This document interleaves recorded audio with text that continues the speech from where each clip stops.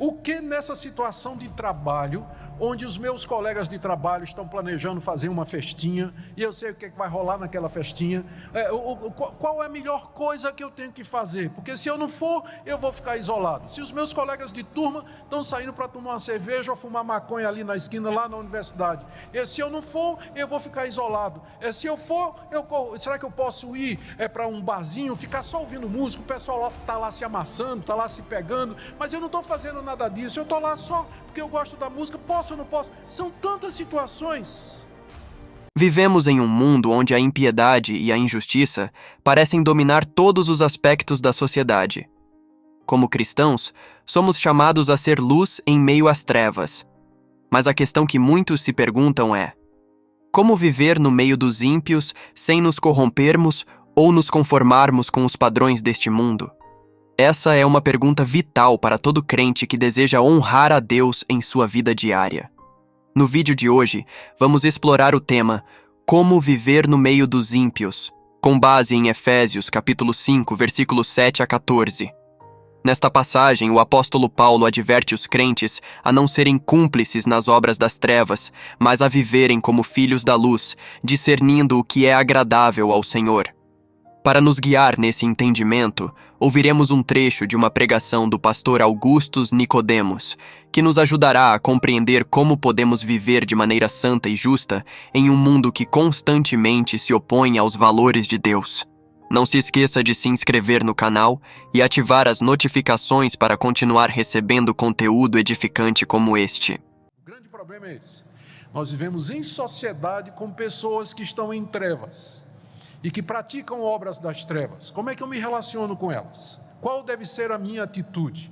E eu já mencionei alguns ambientes: escola, trabalho, família, na rua, no comércio, enfim, em todo lugar que a gente vai, não é?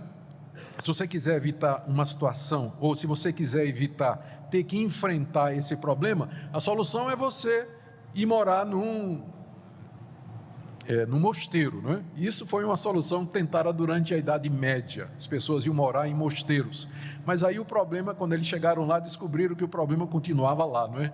Que o problema, no fundo, é mesmo o nosso coração. E são as pessoas, quaisquer que sejam. Por isso, nós temos que enfrentar. Primeiro, vamos ver o que é que Paulo diz quanto ao que nós não devemos fazer.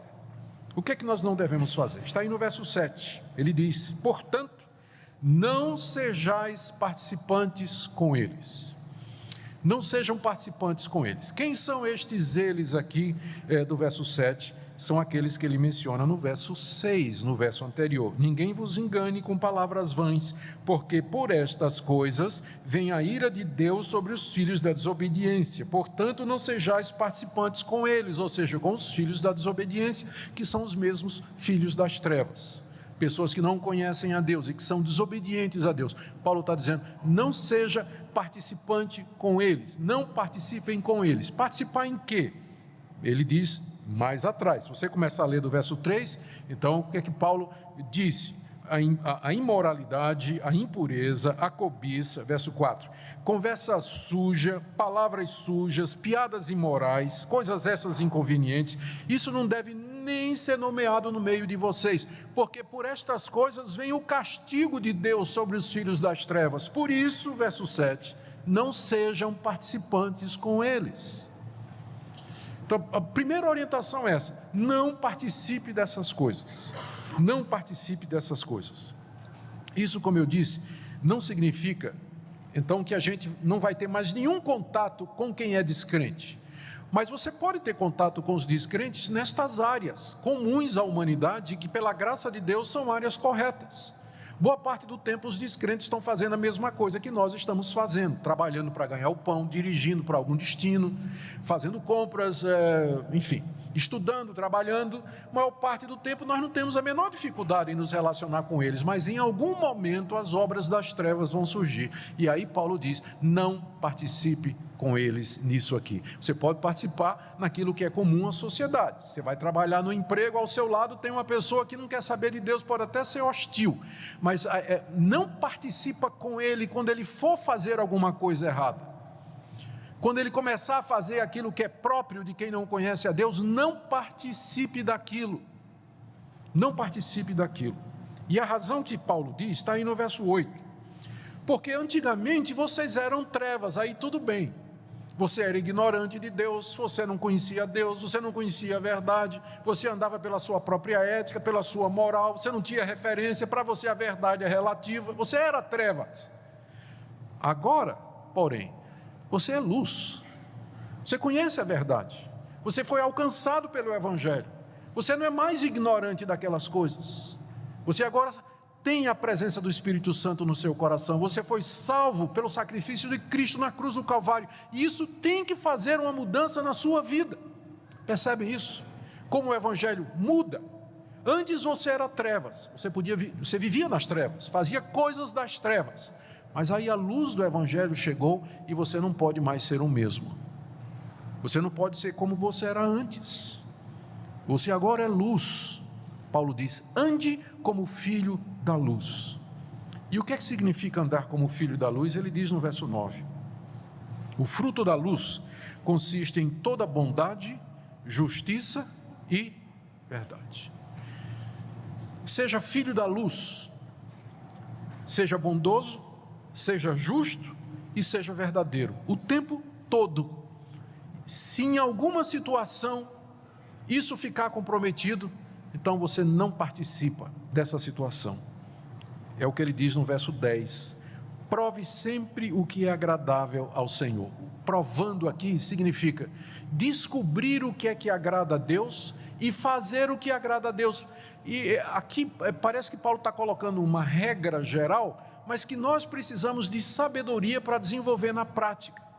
Em determinadas situações, em contextos diferentes. O que nessa situação de trabalho, onde os meus colegas de trabalho estão planejando fazer uma festinha, e eu sei o que vai rolar naquela festinha, qual é a melhor coisa que eu tenho que fazer? Porque se eu não for, eu vou ficar isolado. Se os meus colegas de turma estão saindo para tomar uma cerveja ou fumar maconha ali na esquina, lá na universidade, e se eu não for, eu vou ficar isolado. Se eu for, será que eu posso ir para um barzinho, ficar só ouvindo música, o pessoal está lá se amassando, está lá se pegando, mas eu não estou fazendo nada disso, eu estou lá só porque eu gosto da música, posso ou não posso? São tantas situações, mas aí você tem que procurar, descobrir e praticar sempre o que é agradável ao Senhor. O que é que agrada a Deus? Essa tem que ser a sua regra, não é o que lhe agrada, não é o que é que você tem vontade de fazer, não é o que lhe dá prazer, mas o que é que agrada ao Senhor, que é luz e que me tirou das trevas, que morreu por mim na cruz. Esse é o nosso referencial no relacionamento com os descrentes. O que é que agrada a Deus? Descobre isso e pratica isso. Isso que é a orientação que nos é dada. Ele continua ainda na mesma linha. No verso 11, quando ele diz, nós estamos vendo o que é que nós não devemos fazer. Primeiro, não devemos participar com eles, porque nós somos luz, e o que nos interessa é agradar ao Senhor e não a eles. E segundo nós, verso 11, não sejais cúmplices nas obras infrutíferas das trevas. Ele parece estar dizendo a mesma coisa, porque ele já disse não participe, e agora ele diz não seja cúmplice. Todo mundo sabe o que é um cúmplice, não é? Está cheio de advogado por aqui. No sentido penal, é alguém que contribui de uma forma secundária para a realização do crime de outro. No sentido geral, um cúmplice é alguém que participa com outro na realização de alguma coisa, um sócio, um parceiro, um colaborador. Nós, porque estamos inseridos numa sociedade corrompida e que não conhece a Deus e que vive em trevas, frequentemente somos pressionados e tentados a sermos cúmplices. De várias maneiras. Eu tentei fazer uma lista aqui de todas as situações possíveis e imaginárias em que um crente pode se sentir tentado ou pressionado a se tornar cúmplice na prática do mal, mas a lista é interminável, não é?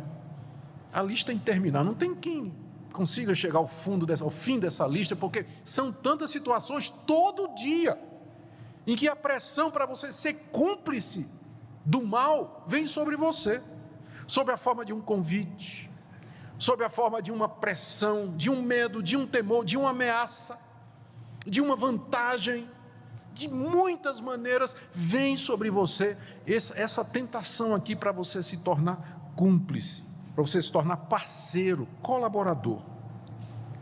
Ou seja, para que você Ou pratique, ou você incentive, ou apoie, ou se deleite, ou concorde, ou consuma, ou consinta, ou se omita, ou fique calado diante do mal.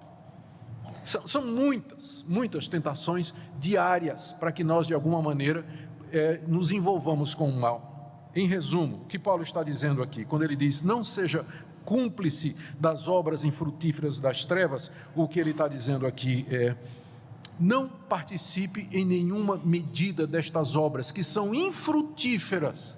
Não sei se vocês perceberam o contraste. No verso 9 ele disse, o fruto da luz, mas das trevas ele diz que são obras infrutíferas. Até porque para que uma planta produza fruto, ela precisa da luz, não é verdade? Não tendo luz nas trevas, trevas não produz fruto, ela produz morte. Ela produz morte, por isso são obras infrutíferas das trevas. Elas podem dar um prazer passageiro, mas eventualmente o salário do pecado é a morte. O salário do pecado é a morte. E é Deus quem garante que vai ser assim. Então ele diz, não seja cúmplice, não participe nas obras infrutíferas das trevas. Mas então o que é que nós devemos fazer? Se eu não posso participar e eu não posso ser cúmplice, mas o que é que isso significa em termos positivos? Quer dizer, o que é que então eu tenho que fazer? E aqui o apóstolo Paulo nos deixou com uma passagem extremamente rica, profunda e complexa. Os comentaristas aqui brigam sobre exatamente o sentido do que Paulo quis dizer, porque parece que quase todo versículo você pode entender de duas maneiras aqui, e quando você pensa como fazer isso na prática, nós trememos e tememos. Mas eu creio que em linhas gerais, do verso 11 até o verso 14, o apóstolo Paulo está dando 4 direções práticas para nós. O que fazer? Ele já disse o que é que nós não devemos, não vamos nos envolver, tá certo? Não vamos nos envolver. Mas então, o que fazer positivamente? Primeira coisa, existe a reprovação, está no verso 11. Não sejais cúmplices nas obras infrutíferas das trevas, antes, porém, reprovai-as. Então, em vez de você ser cúmplice, você tem que reprovar. A reprovação aqui, o problema é que a nossa tradução em grego, a nossa tradução em português, colocou o as no fim do verbo, né?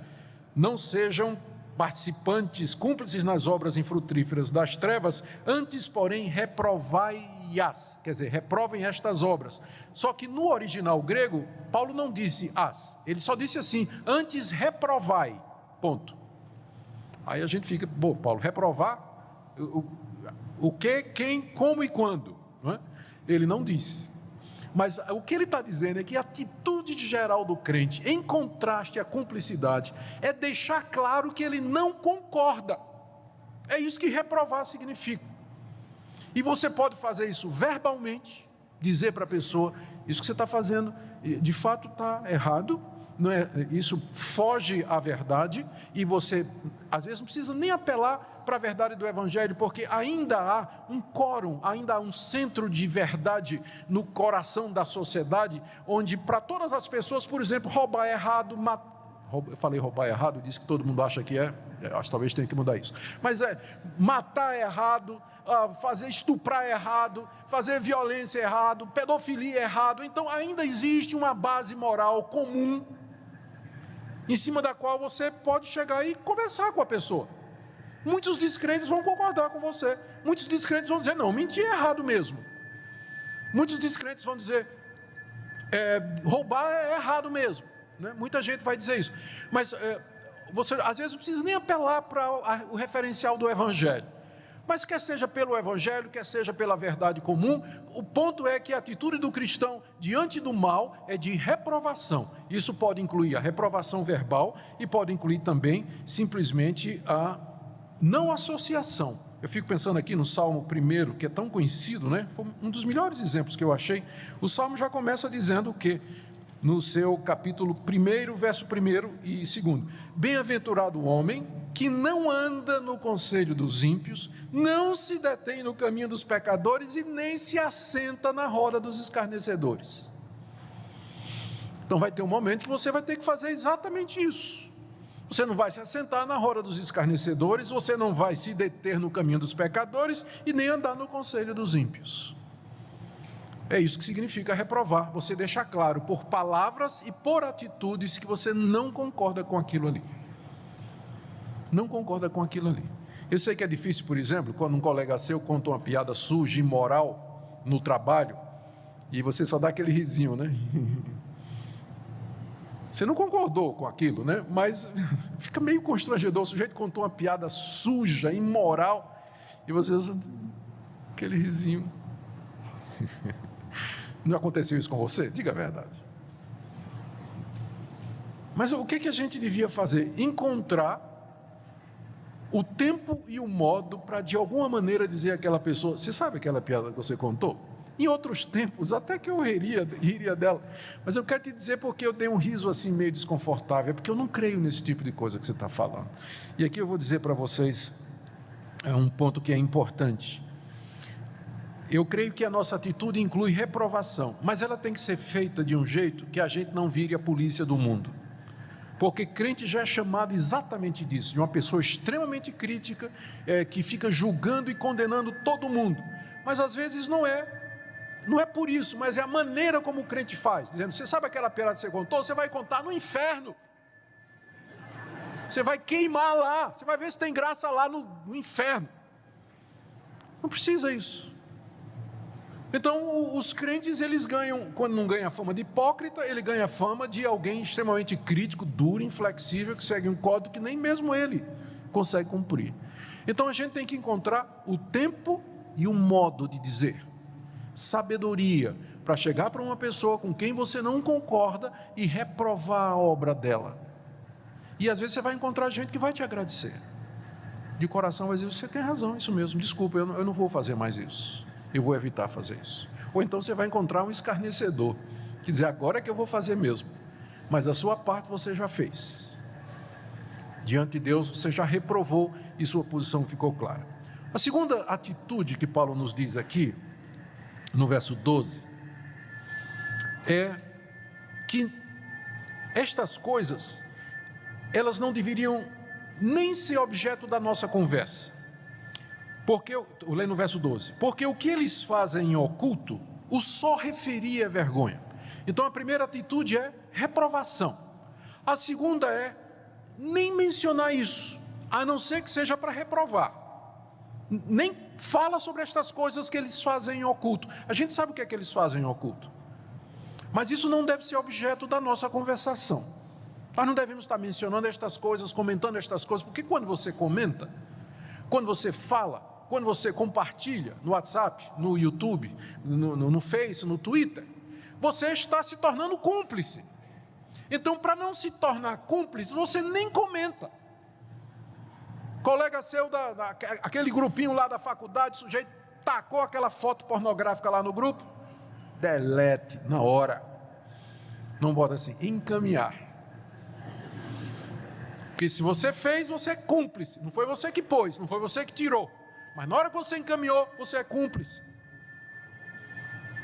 Da piada imoral por e-mail, compartilhar no Facebook determinadas coisas que o cidadão coloca às vezes em nome até do evangelho. Já vi muito, tem muito seguidor evangélico no Facebook, eu sei.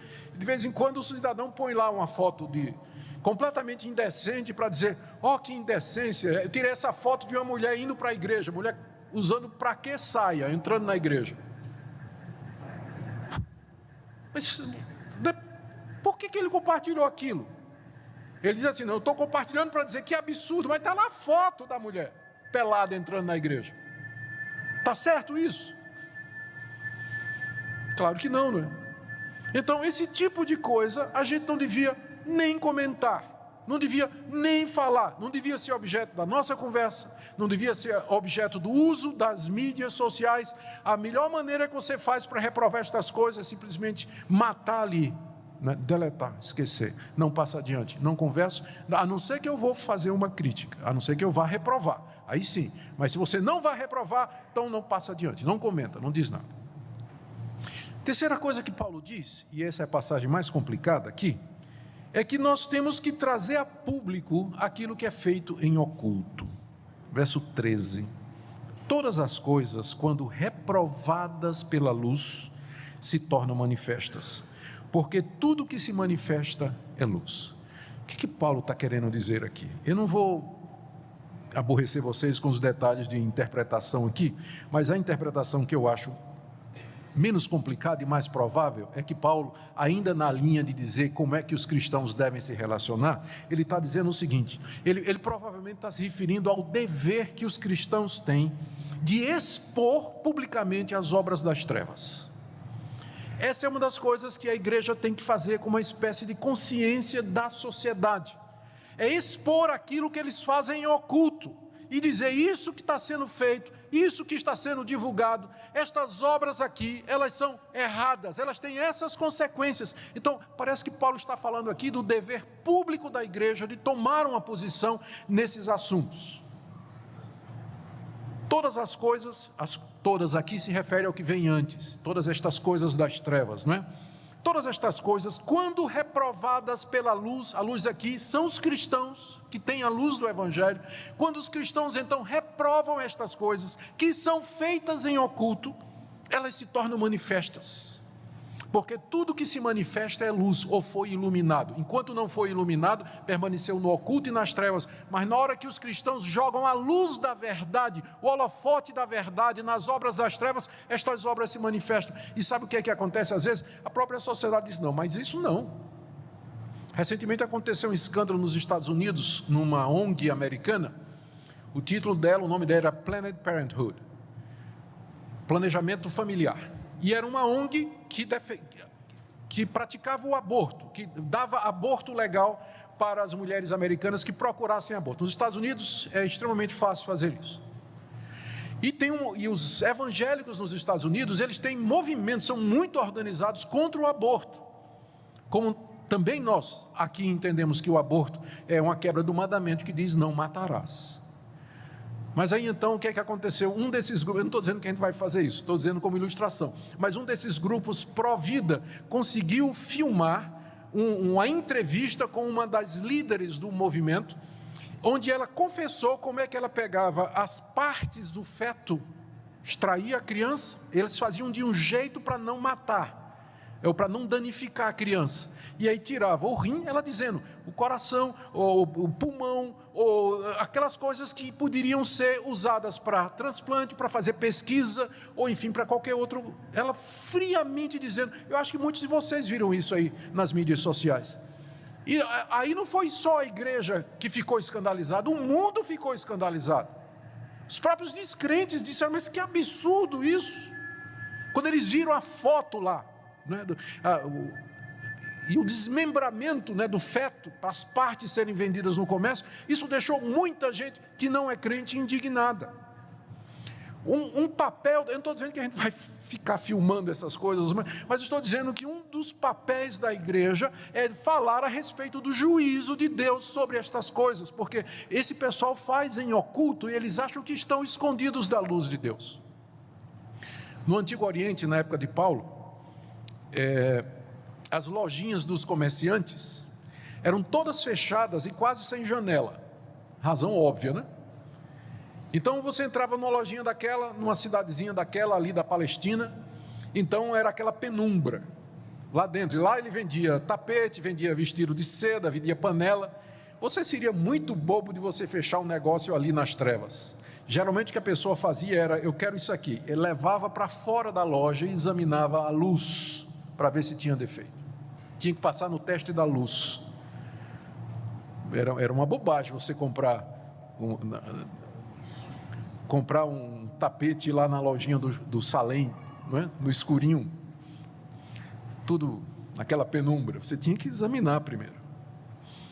A luz do Evangelho, através da igreja, brilha na sociedade, e essas obras feitas em oculto, elas se tornam manifestas. É dessa maneira que Deus leva ou abençoa a sociedade, para que ela não se destrua completamente. Então, em vez da gente ser cúmplice com estas coisas, com a imoralidade, desonestidade, impureza, nós devíamos reprovar estas coisas verbalmente, com a nossa atitude não mencionando estas coisas, a não ser se a gente vai criticar, e quando possível, expondo publicamente o erro, manifestando à luz aquilo que é feito nas trevas.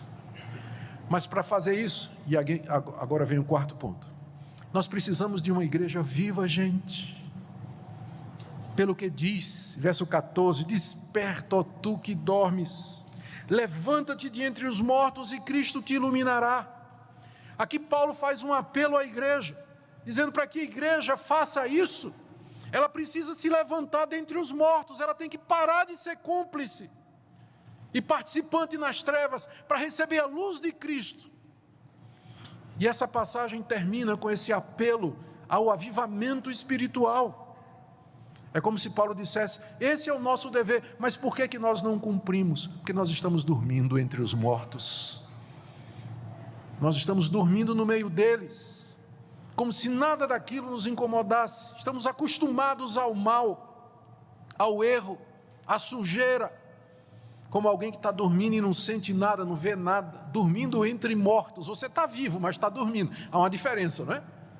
Os mortos estão mortos, mas você está dormindo no meio deles. Se você passar num determinado lugar, lá no necrotério, e tiver duas pessoas mortas e um terceiro dormindo ao lado, você dificilmente vai dizer quem é quem, não é?